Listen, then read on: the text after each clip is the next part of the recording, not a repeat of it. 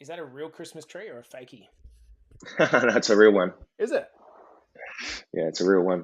Jeez, Yeah, that's we bushy. we It's real bushy. we we tried the fake tree, but yeah, once the girls go real once, it's you get the demand every year. So good. We went out there on last weekend and got our first. I've never had a real tree. Got our first real tree. Yeah, I didn't realize until like 2 or 3 days in, you need to give them a drink. Like yeah, you have to that's right. obviously treat them as a live human, right? So Yeah, you also learn that one the hard way as well, because like the branches start falling off. there's shit everywhere, and it's the best. Absolutely. Yeah, we've come back from Uh, a couple of trips, and yeah, there's stuff all over the floor. Especially like how hot it's obviously over summer there. Like here, it's like Yeah, that's right. freezing, but yeah. Uh, Correct. anyway, good morning, team. How are we? This is my lovely boy with a foot fetish, Mr. Alec Hill. I'm gonna give a wave, Thanks Alec. for having me, mate. It's all right. Hey guys. Guys, we're going to get started in this one in 2 minutes. And you know, it's really funny. What's So that? look at this. You ready? Ready? I don't know if actually you'll see it on your screen. No, you won't see it on your screen, do you? You don't see the mirror, do you? No. No. Philippa Story asks, "Is that Alec?" It sure Hey is. Phil, It how sure you is. doing? Yeah. So look at this. We've got 15 guys watching this already. So if you're coming into this one live, guys, we're starting in 2 minutes. Please say hello in the comments so we know who's coming in here. Shawnee boy, what's going on, mate? I think this is going to be a good episode with you. Sean, can you, if you can you kind of just describe as well a little bit more about the ankle stuff that you've got going on? It might come into this, it might not. So whether you feel like it was like you always had that issue, or whether you feel like it was something that has happened as a consequence of some training that you've been doing. So can you just kind of describe it in the comments, Sean? We put up a post a couple of weeks ago, Al, and obviously just sourced some kind of questions, and I've built that into today's notes. So if you guys have any questions during the course of this podcast, please ask the questions. I've put the podcast based together on what you guys said when we first put that post up. But if there's anything additional, please let me know. And obviously, Alec is far, far better to answer it than me doing it. Okay. So, guys, we're starting in 1 minute. Nicky boy here. Hello, mate. Kate's in here as well. Hey, Kate. I hope you're well. Amy, good morning. How are you? Good to see you two guys together again. Yeah, you're right. Agate Burns, how are you, mate? All right. I think we are ready to go, Al. You good? What do you got planned for Cool. the weekend, buddy? Anything fun? So my oldest does little athletics, so that's how Oh, we'll start the morning off today, and then it's a famous kids party afterwards. So seems to fill most of the weekend. Someone's got a party on, and then Sunday probably just a bit of a chiller. can't wait for that. All that time. How You about got you, mate? mate, chilled. Hopefully, I'm just trying to escape it. Just lay low and do some work. Hopefully. So actually, I got the kids all of tomorrow. You know what I'm doing at the moment? I'm finding myself rather than like rejecting the idea. God, when Cordy is working, I'm kind of like, you know what? Just like go right into it and go deep into it. Like last weekend, we went out and got the Christmas tree, and it was really, really nice. And it's something I have to work on. That's the basics of it. So anyway, all right. So what do we got here? G'day, legend. I have just had a lateral ligament reconstruction. Oh gosh. And when I walk on the inside edge of my big toe, it hurts. Geez, that's big. So we might get to actual like probably what we're going to discuss here is more like chronic use. But if there's something here that you feel is worth segueing on, Al, let's do it. So, guys, let's get Sounds started on okay. the count of 5, 4, 3, 2, and 1. Welcome back to the Better Body Academy podcast. This is the podcast that you come to when you are sick of the dumb diets and unsustainable workout programs. And we are getting a little bit off topic today, bringing on one of my really good friends, Mr. Alec Hill. He is a qualified podiatrist working in a sports. Is it a sports clinic? How would you define the actual clinic? Yeah, well, I would describe it as a sports podiatry clinic. So I guess most of our caseload are injured individuals, as opposed to a clinic that would have lots of people coming through for routine care, skin and nails and other issues that need regular treatment throughout the year. Yeah, and when I first spoke to you about this, I really thought that like podiatry was just all about dealing with people who had poor circulation issues, but Hmm. obviously it's your niche. But what we talked about yesterday was it's obviously a lot of the time people that are performing, like people that are doing lots, they're super active, and you obviously specialize in that. So we can talk a bit about all of this stuff, guys, over the course of this podcast.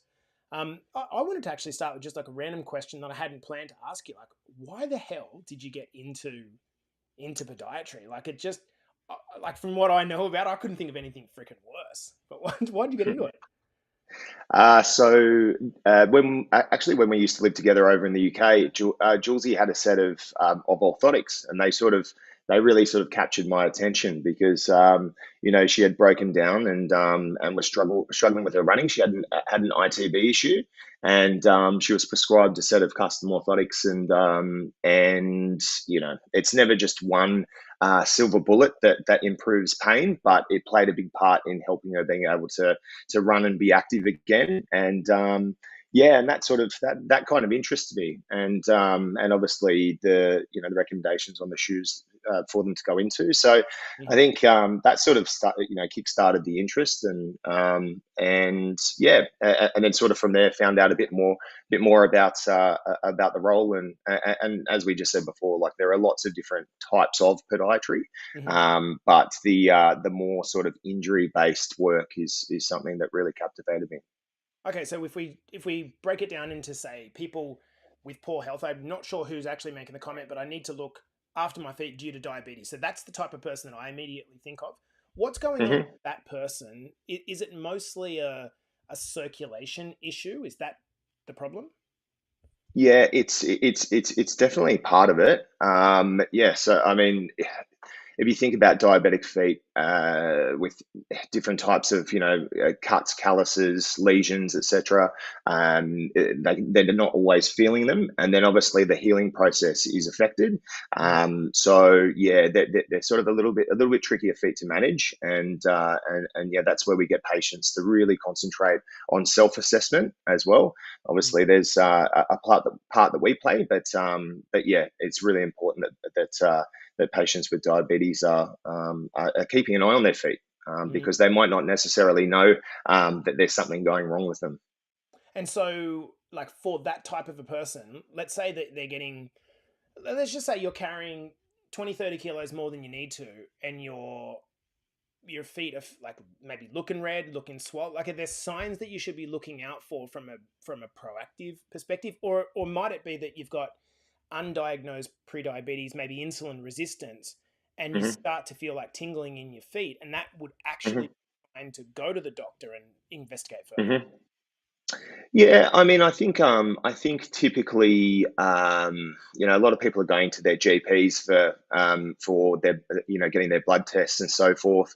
Obviously, for type 2 diabetes, if there is a weight consideration or weight component behind it, then it's probably worth having that screening. And yeah, if the GP diagnoses diabetes or pre-diabetic, which can be the precursor, then yeah, then absolutely, in Australia, these types of patients are supported by Medicare, to go and at least have one assessment on their feet per year.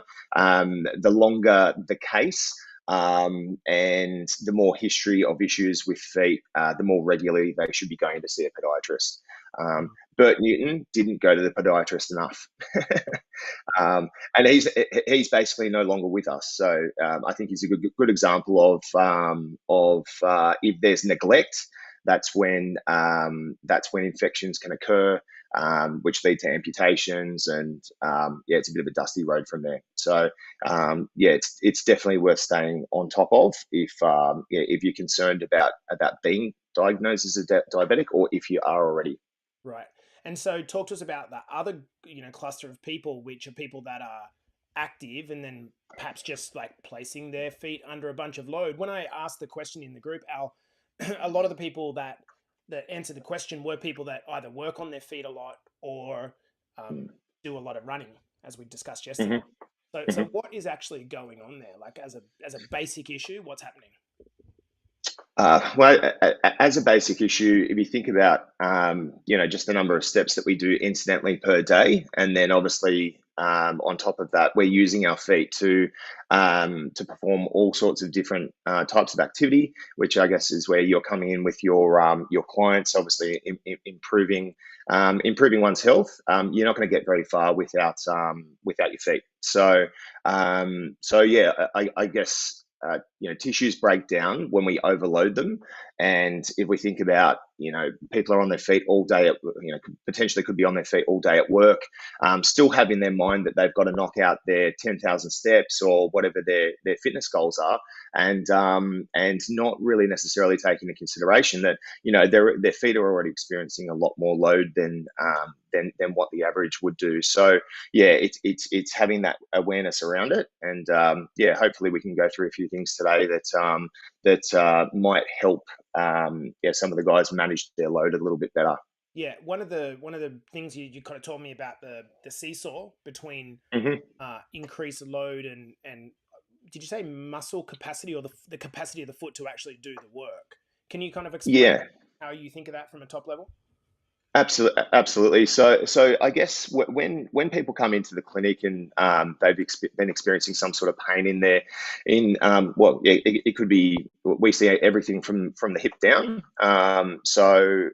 It could be an overload and some pain somewhere, and that's generally an imbalance between tissue capacity. So tissue capacity is not just musculature. That's your tendons, your ligaments, even bone as well is a tissue as well. And so that's your tissue capacity. And then on the other side of the seesaw, you've got your load. Now, load is easiest described as your activity. So, I mean, that could be, for example, if you're a runner, you're doing your running. It could be your gym. It could be playing footy. It could be a range of things. But then also loads can be, the shoes that you're wearing. Whether there's some support inside your shoe. There's a range of things, but I guess the seesaw analogy is essentially with injuries when the load is too high and then the tissue capacity is not at that same level. We have a bit of an imbalance, and then that's where that's where an injury is likely to occur. So I guess each patient that comes through, before we've even looked at their feet or run them through a range of mechanical assessments, it's important that we really get a good grasp on their history, because there's always some factors in where the feet have been overloaded, and I guess an example that I can use is, you've got someone who might walk or run the same circuit. They do it every single day. Nothing's changed whatsoever, but they're getting older. So if you think about it, their tissue capacity is going to go down. Right. Their ability to handle that same circuit that they've been doing for years and years is not at the same level, and that's where we would be encouraging that patient to focus on some prehab and be strengthening up these lower limb structures to be able to handle those loads. It's a really good base for the discussion, because I can think of 1,000 different scenarios whereby someone might increase the load beyond their capacity and not really, like, they think they're doing the right thing. So let's just pretend, for example, someone has been fairly inactive for a long period of time. They decide to flick the switch, join our academy, get into momentum, and they start walking. And something like walking, we think to ourselves, well, that's really low intensity, and relative to running it is. But let's say that they're carrying a bit of weight, they've been inactive, they're just in this really determined zone, but their feet they just don't have the capacity to hold that weight or even that distance. So they see that we're recommending to do 10,000 steps. They're getting to 2,000, 3,000 steps, and they've got this aching pain, like so sore. and they keep pushing and pushing and pushing and pushing, it's overloading the capacity, and so it becomes the problem. Correct. Or the other guy, and I'm thinking a few of the guys that are watching on here right now, guys like Ben Robinson, perhaps Clint Guyatt, Nick Friend. These guys they've lost a lot of weight. They've lost like 30 kilos plus in some cases. Now it's like, man, I can do all this shit in my life. How good is this? I'm just start running. Then we start running, and the feet just aren't. They're just not used to it. And so even though you're healthier from an overall perspective, your foot's not ready to do that work. So I guess using that, let's talk about how does one increase their capacity to do. Now, like, can you break down what you mean? Do you mean basically strengthening the feet? Is that what you mean? Yeah, correct. So the easiest thing to modify straight away is the load. So the example that you used there about the classic case of, sort of too much too soon, that can be modified. So if someone's looking to get their heart rate up, and they're experiencing some foot pain, there are other forms of cardiovascular exercise that they can be doing. So whether it's you want to substitute that with some cycling, some swimming, obviously like a rowing machine is not going to put any load on the feet. And meanwhile, then you'll be given an opportunity to increase tissue capacity. We know it takes about 12 weeks to really see good soft tissue changes. Yeah. So that needs to be considered. It's a lot easier to modify the load than it is to build the capacity. So both are very important. It's just easier to chomp into one than the other. So as far as like the exercises go, it is strength and conditioning, but then it's then you've also as well got incremental conditioning of whatever the activity is that you're after. So the running that you were talking about before, like potentially doing too much too soon. We want to keep that person running, but it's just getting them at a level where it's not going to be causing them too much discomfort. Meanwhile, building that tissue capacity with the strength and conditioning training. So it sounds obvious to someone that's wanting to start running. We always talk about it from a perspective of maybe the knees, the hips, the back pain, the ankle pain. We always don't run when you're carrying a bunch of weight yet, build your way up to it. But I think probably something we talk about is the foot health and the potential issues that can come.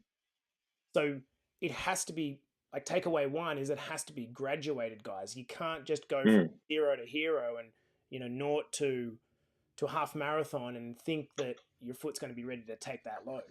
The second thing that Al's mentioned here is that actually proactively, not just being more patient, but actually proactively doing something to the foot specifically. And I believe you recommend like the calf, like almost like the whole. So like what types, I know we're not in the business of prescribing here, but like what types of exercises are we talking to improve foot or the musculature, increasing tendon strength, ligament strength? Yeah, the nice thing about it is that there, even like I'll explain one exercise. Even if you guys start to introduce this into your strength training, or you can even do it at home. It's we realized in COVID that all the exercises that we prescribe, they can be done simply at home, and that's a modified calf raise. So I'm sure there's some of your clients are doing an element of calf raises, but there are a couple of little slight adjustments that you can make that will have more of an effect on the feet. The first one is, and I know some of your clients want me to talk a little bit about plantar fasciitis, so we can sort of come on to that a little bit later. But one of the exercises is a calf raise where you're extending the toes on top of a towel or a device called a fasciitis fighter. Now, you'd be able to pick that up from any of your local physios or podiatry clinics, and that essentially, it's a device where it's got a little ridge in the middle of it, and you prop your toes up on top of it. And what that does is essentially increases tension through the sole of the foot. That's going to activate those intrinsic muscles of your feet more. and your plantar fascia. And if you were to just lean slightly over your foot as well, we know that that activates a little bit more.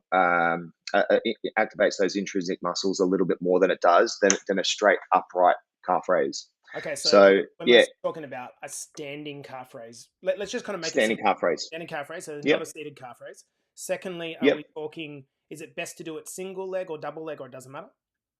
Yeah, it does matter. So essentially, just like building that tissue capacity, or incrementally building load.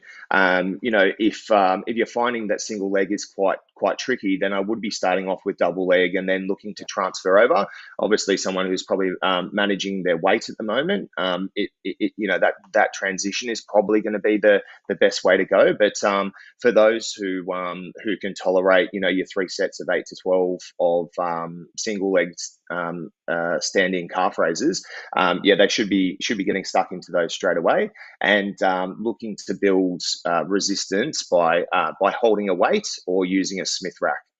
Okay. So now let's pretend we don't have a Smith rack. We don't. So I'm thinking of the at-home person. You Yep. mentioned the towel or the device. Is it the same thing doing it on a step? Like if you're holding a pole and doing it on a step, or holding a bar and doing it Yep. on a step, does that work? Yep. What's the modification that needs to be done to the toes? Even if you're on a step, for example, you're saying it's beneficial to like roll up a little towel and put it under the toes to change the angle even more? 100%, yeah. So using a step, whether it be at home or the gym, will increase the range of motion. And yes, I do still recommend either using the device or using a rolled up towel, and you just position that would probably be, I don't know, maybe like five centimeters away from the edge. So essentially, you've got your ball of the foot just on the edge of the step, and then you're able to lower your heel down beyond where that step level is. Right. So the real benefit comes from getting the heel down below the Yep. below the level of the toes. Correct. Yep. Yep. Which is Absolutely. And then also rising up as high as you can as well. Yeah, which is the Yep. way that calf raises really should be done on a calf raise machine or a Smith machine anyway. The the Correct. the problem is that people put on too much weight too quickly and they kind of go this level when really the Mm, meant to be a heels drop as far as you can, hold that stretch a little bit, then get right up onto the toes. The range of motion isn't just like this. Okay, so first good point. So that's from the exercise capacity. Let's go over to the. hmm Actually, I wanted to ask you about what's your feeling around kids and footwear. You mentioned there's a kind of a transition Sure. in, which is a nice segue into the support component of this. You mentioned hmm kids Yep. foot. Adults after a certain age probably need increasing levels of footwear support, even at home when they're inside. hmm Yep, yep, that's right. So yeah, I think when kids first start walking, obviously their feet are just a bunch of cartilage, really. So yeah, as far as the types of shoes that they should be wearing, well, potentially no no shoes whatsoever. So yeah, and even footwear that typically doesn't have a whole lot of support. That's because kids' feet will strengthen up a bit faster by exposing them to more loads of the ground, and then on the other end of the Can, circle can I just circle of life. Can I just stop you there? Yeah, go for it. Guys, listen to that. Right, I've heard this off multiple people, from firstly a podiatrist, but then people in kids' health spheres. Is get your kids out of footwear, because what tends to happen is we think in order for our kid to walk, we need to support their legs as much as possible. But of course, then they become dependent on that tight shoe or whatever that you're putting them in. Like any type of muscle, if you don't use it, you lose it. So the basic Correct. principle here is get the foot and its supporting structures to actually develop. So take the kids out of the shoes as often as possible, and particularly at home. But there's a transition here, and you're about to go into that. Yeah, there is a transition, and as I say, there's no science behind age as well. There are some kids that I see that do have inefficient foot mechanics, which might start to develop. I don't know, maybe like sort of six to 10. And as I say, I'm talking about like a small group here, but we can be fairly sure we know the mechanics of someone's feet about that age of 10. And then we're better placed to provide recommendations on footwear. Now, the other side of the spectrum is obviously talking about those tissue loads. Tissue capacity, which comes with aging and diet and health and all these sort of factors. We do lose that, just naturally lose that capacity of our feet, and that's where I say same age as you, Jason. I'm 41, and even at the end of the day, I don't come home and barefooted. I find that it does hurt my feet a little bit. So that's where I'd be recommending even just some indoor shoes that have a little bit of support in them. I recommended when we had a little bit of a yarn before about some Archie thongs. Now, essentially, this is just a Havaiana that has an arch support in it.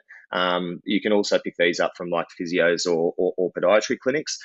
They come in slides or thongs, and the other option would be something like a Birkenstock or something similar. So I think once we get beyond that sort of as I say, I use myself as an example, 40, but certainly any older than that, I probably would start to limit that barefoot time and make sure you've got something on your feet most of the time. And so, is that just because, like, in my mind, I'm thinking like an arch sinking, but you mentioned that most of the time that's just to do with, like, your natural foot is either a high arch, a low arch, a flat foot, or whatever.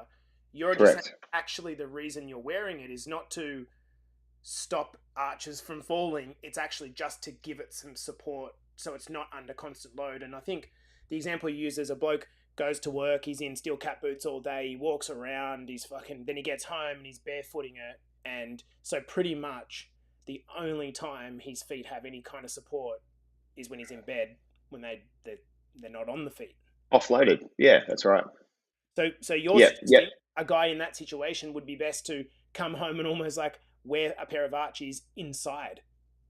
Yeah, absolutely. Yeah, 100%. So if we think about, coming back to, might as well drop, some cause and effect of plantar fasciitis. So the client that you spoke about before, who goes to work all day, he's on his feet literally all day long.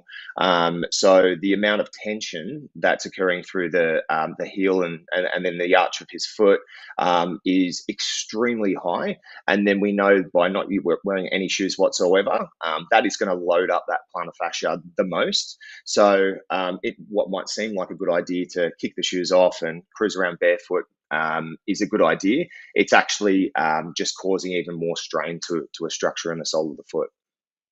Right. So is it just plantar fasciitis? Is it just, as a basic sense, inflammation of the arch of the foot? Is that what it is? So the plantar fascia is the structure that originates in the heel. So the inside of the heel. So that's where most people will report pain, and then it basically flares out through the sole of the foot, the full width of the foot, and then inserts into each of the toes. So the other location is through the arch as well. Look, it's not so much an inflammation. We know inflammation lasts for a couple of weeks, and if you ask any of your clients who have heel pain or arch pain, it generally tends to last for months, and in some cases years. So it is a bit more of a degeneration of the structure just from being under too much load, too much stress all the time. Right. So the example you used before, someone's on their feet a lot. They come home, shoes off, and then they're going down to the gym, or going for a walk or going for a run. The load for this patient for this client is extremely high, and it's going to be very tricky for them to get out of pain unless they modify some of that. Right. Okay. So at what point do you talk about Archies for home, for example? I'm always flapping around in my Havaianas. That's all I've ever worn until recently. I invested in a pair of what are they called? The Birkenstocks. I found them really, good. really hard to wear at the start, obviously. But you're saying like it's a good practice to kind of at some sort of stage merge to get something a bit more supportive. What about Absolutely. what about what about just in terms of general footwear recommendations? Obviously, where it's hard to diagnose everyone because everyone's got different feet, but what should you be Yep. looking for in a shoe? What as a general guide? Yeah, sure. So as far as types of footwear that will load up your feet more, if there's no gradient in the shoe, so if it's a completely flat shoe, that's definitely going to increase strain on the sole of the foot. And then in addition to that, we're looking at things like, for example, how much cushioning there is in the shoe. So if we think about like the barefoot or vibrant barefoot movement, the reason why they ended up getting sued was because they were claiming that the shoes were helping with all these different types of injuries. But when in actual fact, if you have absolutely no sole in the shoe, it's completely flat. And no cushioning, no support, it's actually doing the complete opposite. So I think when looking for shoes, you can essentially get a shoe in your hands. It should always really bend through the toe box.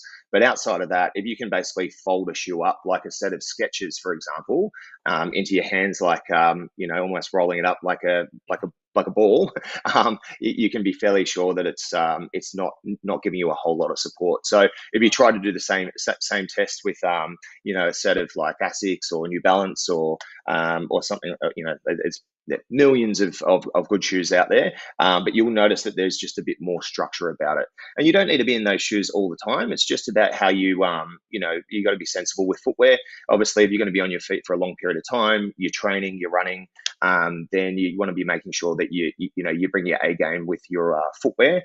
And then the times that you're not going to be standing up too much or doing too much walking, you can sort of relax the levels of support a little bit more.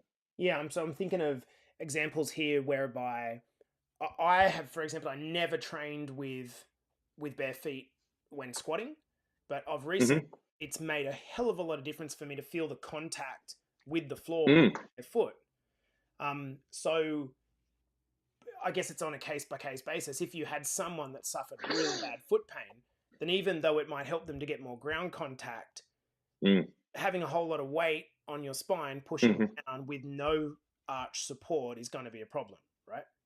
Mm-hmm. Mm-hmm. Yeah, yeah, it is. It is. I think that for the 5 minutes that you would spend doing deads or squats barefoot, it's probably not going to be the straw that breaks the Right. camel's back. So it's more just So it's more ambulating. So it's your step rate, it's your running, it's your just standing at whether that's your role at work. So they're all the sort of things that will load up more. I am actually a bit of a stickler for bare feet when doing strength training, because I believe that you can have supportive shoes, and whether you use an orthotic, etc., it can improve your form.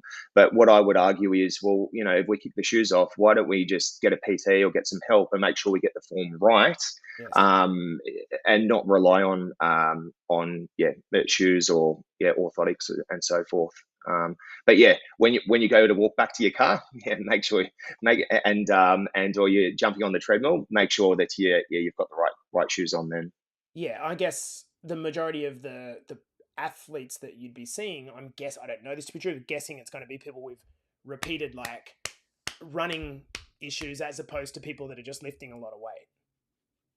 Correct. Yeah, correct. Yeah, yeah. So it's not a whole heap of foot issues that necessarily come from strength training. Look, we love the hit training movement. So F45 and similar companies like CrossFit, etc. Because we know that these guys do dynamic movements as part of their exercise therapy, and their whole mantra is too much too soon. Mm. So that's when they come knocking on our door. So we do see a lot of those more hit trainers. So if you guys didn't hear that correctly, what Alec is saying is another example of someone that says F45 is stupid. So you've heard it from me a million times. He's going to retract his statements here. But hey, listen, we're here to build muscle because we know that builds a bigger engine. this is what we want. You're not going to get that from doing a whole bunch of jumping around in your living room. I won't let you. I didn't say it was stupid. I just said that they keep us in business. Correct. Perfect. Actually, do that, guys.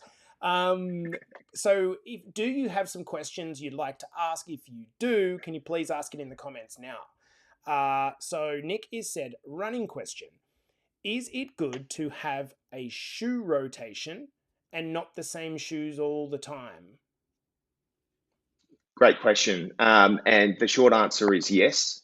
Different shoes do different things. And if we're exposing our feet to different footwear environments, it's going to help with the overall conditioning of our feet. So with our, it doesn't have to be elite runners, but typically we'll have them in a set of runners that might be just their meter eater. So that's where they sort of build up their kilometers. And then, for events and interval sessions, race days, etc., they might be in a shoe that's not quite as supportive. Might be a shoe that's lighter, and designed not to be used. Yeah, designed not to be used for everyday running. So yes, great question, and I strongly recommend that. Okay, cool. Same bloke's asking, do we really need toenails? Dude, it's from so we've got a little cardio chat group of all the boys that have been kind of working on that, and I think the amount of lost toenails in that group is like phenomenal. Is this maybe it's a fun question, but is this part of the course of running, or is that actually to do with some sort of foot mechanics in the footwear that you're using? Like, should you be losing toenails, or is that? Yeah, so the first thing I'd say is look, we've adopted those from our ancestors, so that they're actually not that necessary, but they do offer us a little bit of protection if you were to drop a weight on there or something else. So yeah, losing nails when you run it, look, there are sort of a combination of factors. But yeah, I mean, you could sort of troubleshoot a little bit, make sure that you've got the right size shoes. Typically, we always run in shoes that are slightly too small when we run or when we walk and it's hot. Our feet swell to half a size to a full size bigger. So that all needs to be taken into consideration. If we think about that, we're causing friction and shear in our shoes, and then doing that over an hour to 2 hours, depending on the event that or the session that you're doing. It's pretty easy to lose those guys, unfortunately. Okay. Next question. How do you know when you need to replace your shoes? I mean, this is a great question, I reckon. Yeah, absolutely. So traditionally, the shoe brands have always said 800 kilometers, and that could be walking or running. So it's easy if you've got Strava. You can sit there and work out exactly how far you've done over the year, and you've got a metric for that. But typically, I would say, look, if you've got a set of shoes that you're using fairly regularly for walking or running, and you've owned them for say more than a year and a half, like I would be. Yeah, I would be putting a big question mark over it. The current footwear in sports shoes makes it a little bit more cloudy. So these days there are a lot of performance shoes, whether they're being used appropriately or not. These are not designed to last 800 kilometers. So if you think about like the guys doing marathons, etc., the top guys, they're in shoes that you probably would only squeeze say 300 to 400 k's out of. So yeah, I guess it's just having some awareness about that. But yeah, general guideline, once again, you can get the shoe in your hands. Most shoes, unless they're a rocker sole shoe, that's another rabbit hole altogether. But yeah, basically you should be able to bend through the toe box. That's where you toe off. But outside of that, there shouldn't really be too much torsional twisting, or you shouldn't really be able to fold the shoe back in on itself. So it's a couple of little tests that you can do at home. So I guess for example, if the tread is wearing flat, or it's like tears, anything that's going to take away from the integrity of the shoe actually supporting your foot when it's under load, that's probably the answer. And obviously the discrepancy is there's not an exact answer. Yeah. I wouldn't. The one thing I'd just say on that quickly is don't base it on tread. Don't base it on tread.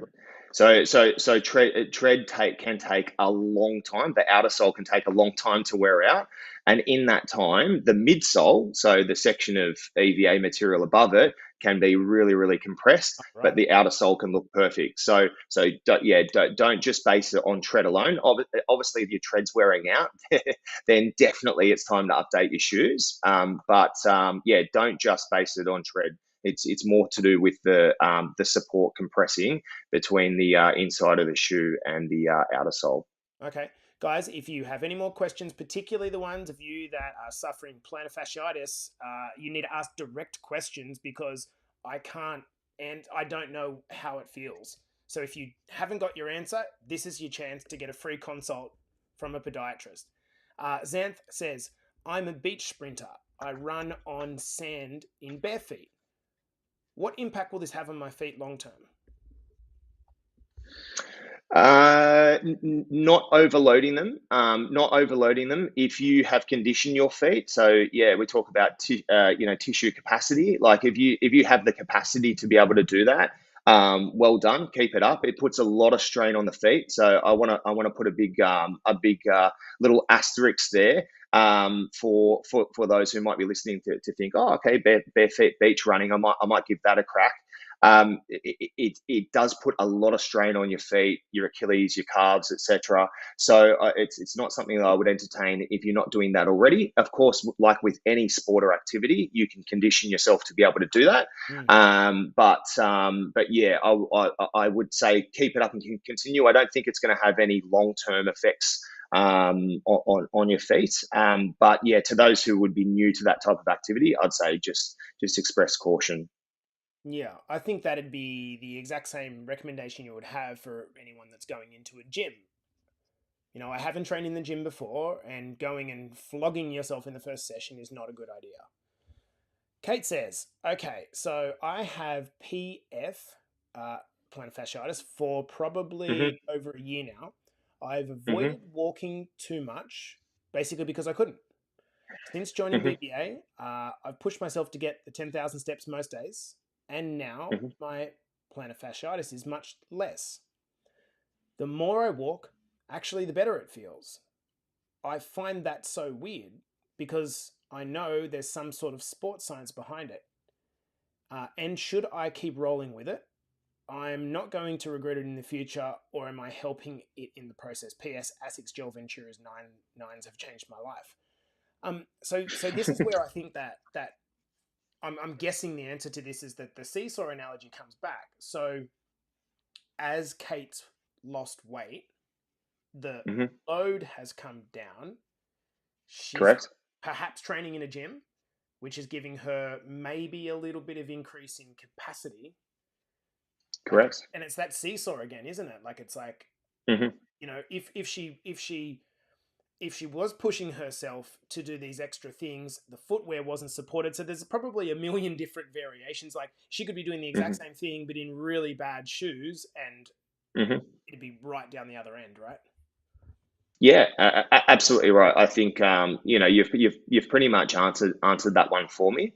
Like weight is obviously going to be a part of load. Of course, we talk about different loads being easier to shift, and that is, as you know, that's a tricky one. It's hard, so it's not like you can snap your fingers and sort of shed 20 kg. So that does take time to do, but yeah, probably the reason why you're feeling the best that you felt is that you've improved that tissue capacity. Sounds like you're in the good shoes. The Asics Gel Venture is a good structured walking shoe, and yeah, that's probably the reason why you found a bit of a sweet spot with your plantar fascia at the moment. I certainly wouldn't recommend pushing that 10,000 steps if you had foot pain. Okay. Is there anything else on before we leave fasciitis, that specific topic that we need to say, or have we covered it off enough? It was just strikingly more common than I thought when I posted it. That's right. I've got this. And wow, this is like a lot of it. Yeah, absolutely. So I mean, statistically, 60% of us will experience plantar fasciitis at some stage in our lives. So I mean, that's absolutely massive when you think about it. Look, sometimes it is a simple flare or an inflammation, and that's why you need to get onto it straight away. Offload, take on board some of the recommendations that we've spoken about today. Look, for those more chronic cases, look, I do recommend going in and seeing a podiatrist, because it's really important to assess where you're at. For some patients, like, they think that it's just going to get better, particularly with blokes as well. We're terrible with that. We're like, oh, she'll be right, and we'll just see how it goes, and then next thing you know, you've had heel pain for 2 years. So there are a myriad of factors as to why it happens. We spoke about just being on your feet, and load being one of them. Hard to dive into foot biomechanics on a podcast. It's not just flat feet that get plantar fasciitis. All foot types, even high arch feet, absolutely get this condition as well. But there is no silver bullet, and depending on where you are with your symptoms, is where you'll be with your treatment. So initial things might be modifying your load, assessing the footwear that you're in, making sure you're minimizing barefoot, looking at a set of those Archies or Birkenstocks for home. If it's not too painful, starting to build tissue capacity with your exercise that we spoke about before, modified calf raises. Orthotics and inserts can be really helpful. I'm not referring to Dr. Scholl's that you get from the chemist or something from Athlete's Foot. Do recommend going in and seeing a podiatrist who can prescribe you something either pre-made off the shelf, or something a bit customized for your feet. We know these work really, really well. And then if you're still experiencing foot pain after that, there are things like shockwave therapy, cortisone injections. And I can successfully say I've never had any of my patients progress to a fascial release, which is a surgery. So conservative measures do work really, really well for this Okay, condition. good stuff. Amy asks, what's the difference between a walking shoe and a running shoe, if any? Great question. Not much. Not much. So they are interchange. Sorry, you can use a running shoe for walking. I probably wouldn't use a walking shoe for running, purely because it's just not as comfy. A running shoe typically has mesh, and it will have a bit more give to it. So a walking shoe is generally, it's a bit more of a bulky shoe. The materials that are used are generally leather or more rigid. So good for walking the dog, or if it's going to be a bit wet, etc. Really really handy for that. I do find that if you're a walker and you're using a running shoe, you will burn that running shoe out faster. So I think if you're conscious of not wanting to spend too much money on shoes, probably investing in more of a walking shoe is the way to go. But if you're happy just to be replacing your shoes quite regularly, then yeah, absolutely no issues with using a running shoe for walking journeys. Right, and that's because there's a performance component to running, so it can be it can't be as rigid. Yeah, so it's just walking shoes are just they're quite clunky. Like they're Yeah, they're made to they're made to last. So generally, like if you say you walked every day for an hour for a year, and you did that 1 year wearing a running shoe, and the next year you did that with a walking shoe, the walking shoe will hold up in really really good condition, whereas the running shoe you will have completely completely burned out. So like they do have different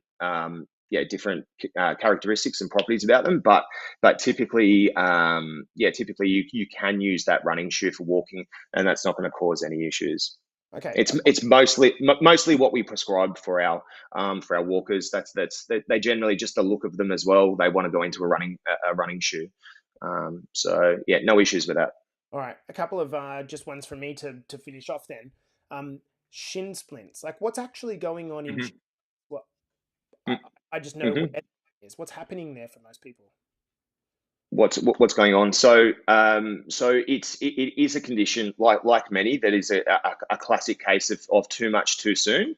That is getting that understanding of your loads is really important. So we think about how shin splints occur. It's generally when you're doing an activity, and well, of course your tissue capacity of your shin and musculature in and around the shin and the calf, it's not ready to handle those sorts of loads. We actually know that there's a bone component behind it as well. The tibia, if you load it up too quickly, then the shin splints is not just the inflammation of the soft tissue. You actually get little microfractures in the tibia as well. So just to provide some context, if you had shin splints and you just kept on loading up and just ignoring the pain, you actually end up with a stress fracture in your tibia.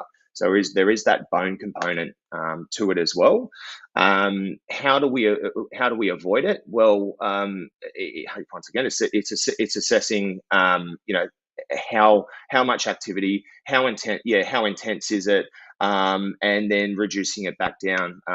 We're in Melbourne, so we see a lot of AFL footy players. They typically train on the hard cricket surfaces. That's a factor too. They're used to playing on a soft pitch, and then when they make that transfer in their footy boots into really flat footy boots on hard surfaces, we'll find that will load their shins up quite a lot as well. So that's just an example. But yeah, to summarize, if you're getting shin splints, or what we actually technically call medial tibial stress syndrome, I would just recommend reducing your loads. It might be reducing the amount of intensity that you are doing, and then there is a biomechanical component to it as well. If you've got quite a flat foot or a mobile foot, that's typically going to see your shin internally rotate and your knee come in, so sort of in a knock knee position. That can be walking, running, doing jumping type sports, etc. And that can be addressed with something like an orthotic and correct footwear and so forth. Okay, awesome, complete answer. And final one, if there's not anyone wanting to ask any further questions, I've asked you about this before with like cracked heels. Now, like I wear pretty much barefoot every time, and if I leave the house and it's not to go to the gym, it's thongs. Um, like what's going on in cracked feet? Is it that the skin is becoming dry, or like what's actually happening? And your process that you gave me was obviously to use a urea based cream, which was amazing. Except I had to keep like remembering to do it as I got into bed, and it's like really almost like slimy and hard to get off your hands. And I was finding it hard to build a habit around that. But what's going on with cracked heels? Is it just they're dry, or What's happening there? Yeah, so the dryness is a component. You'll typically experience these more in the summertime, which there are a few factors which come into that. So the feet typically will be dry, your skin, and then for example in the summertime we are more barefoot. We are wearing, for example, whether it be flat thongs. Obviously, we're not doing that anymore. We're wearing Birkenstocks or Archies, but traditionally, and still a lot of people out there will be wearing completely flat Havaianas, or for women they'll be wearing flat sandals, etc. So there's not a whole lot of cushion beneath the hard ground, and then your heel bone. So what ends up happening, we've got more compression of the soft tissue underneath the heel, and as a result, the pressure in and around that rim will and the dryness right? will see these cracks or fissures occur. So It seems like so I think obvious when you put it like that. Like it's like sitting on top of a cake, right? And the cake splits out the yeah, side. Right. You didn't do it. correct. Right. Correct. And yeah, I mean, you were at the start of the pod, you're talking about diabetics. Like this is even heightened even more with diabetic feet. And of course, we've got to be extra careful because once a crack opens up, we've got a port for bacteria to get through. So yeah, so. Although it seems like not such a major condition, it is definitely something to get onto. As far as treatment goes, I remember when you reached out to me, yeah, using a moisturizer with an ingredient called urea in it is a microdermabrasive, and that's massively going to help if you apply that sort of once a day. It doesn't have to be before bed. You could potentially do it in the morning time before you put your shoes on, and then also looking to debride it with maybe like a pumice stone or some sort of abrasive scrub where you can sort of just reduce some of that callus down on the outside of the heel. So I mean, the other option as well is obviously pop into a podiatrist. We love getting the scalpel out and debriding away. So yeah, absolutely, that's gold standard treatment. But yeah, there are a couple little handy tips you can do at home. Right. Yeah. If I make the priority to actually do it, the urea cream is like, it's unbelievable how it works. It's just like I was feeling like getting into bed every night with it on my hands, like but yeah, it works. It's one of those things where I guess Good. we only fix the things in our life, and I'm always talking about this with our clients. We only fix the things when we're in enough pain to warrant putting the effort in to fixing them, right? And if I was at the point where my feet were going to fall off, or I was having massive pain like these guys that are with the plantar fasciitis, and they have to do something about it. But otherwise, we keep wearing these dumb shoes that are flat, and we put up with it. Carly said, Correct. "My feet are lovely in winter. That's my feet every summer." So maybe some proactive treatment might be warranted here. Yeah, same here. Okay. Any kind of final points that you wanted to wind up that we haven't asked about that you think are worth noting? Not really. I mean, I think, yeah. I mean, I saw you sent me the photos of some of the conditions that the clients are experiencing. I think just to summarize, guys, look, if you think about it, like say you had an elbow injury, you wouldn't go and do 10,000 bicep curls, right? So if we think about when you've got foot pain, just get off your feet. Like you try and change your strategy with how much standing you're doing, how much walking you're doing. If you're a runner or play a running based activity, you've got to reduce that down to be able to improve the symptoms in your feet. From there, obviously we spoke about footwear, massive part. I am a big advocate for orthotics to help you get out of pain. They are very handy devices. But as I say, like you can't expect great outcomes from something just from the chemist. Go and see a podiatrist and get assessed on whether you're indicated to help you with your injury. And yeah, don't forget the other side is improving that tissue capacity, which Jace is here to help you out with. Guys, two comments. One comment, one question we should finish off on. So since wearing Birkenstocks, I've had no problems. I'm on my feet all day. Wear New Balance with my inner soles, no pain anywhere now. That's awesome. And actually, Phil asked a question, which is a good question. If you're on your feet all day at work and you work in, say, a cafe or a supermarket or something like that, is it running shoes that are the best fit? Or is it like, is a general rule like we need to come up with something that's giving us support? Yeah. So I think a running shoe ticks both of those boxes. Yeah, like for those roles where you are on your feet all day, ideally, yes, you want to be in a trainer. Yeah, you want to be in a running shoe. Obviously, that gets a little bit more tricky with construction and trades where you've got to wear a boot. But once again, you could potentially look at a cushioning insole inside there to try and offset the boot itself. But yeah, for those roles where you are standing all day, if you can, if you are allowed to wear a running shoe, then absolutely that's what I would recommend. Oh, I just can't believe it's taken this long to come through this question. And I don't want to ask it in case you say they're good. You will Sure. set fire to our academy, Alec. I know what's coming, mate. Crocs? I know what's Question coming. mark. Yeah. Yeah. So the interesting thing about Crocs is they do have a really mild arch support in it. The problem is it's not just about having support; it's about how structured the material is. I would encourage you guys, if you're considering to put your fingers into the arch support, and you'll be able to see just basically how spongy it is. And then you go and grab a set of Archies or Birkenstocks, and it's a lot more structured. So it's not just about having that arch support; it's how much density and firmness there is in order to be able to support the foot. So yeah, look, it's not something that I ever recommend for my patients.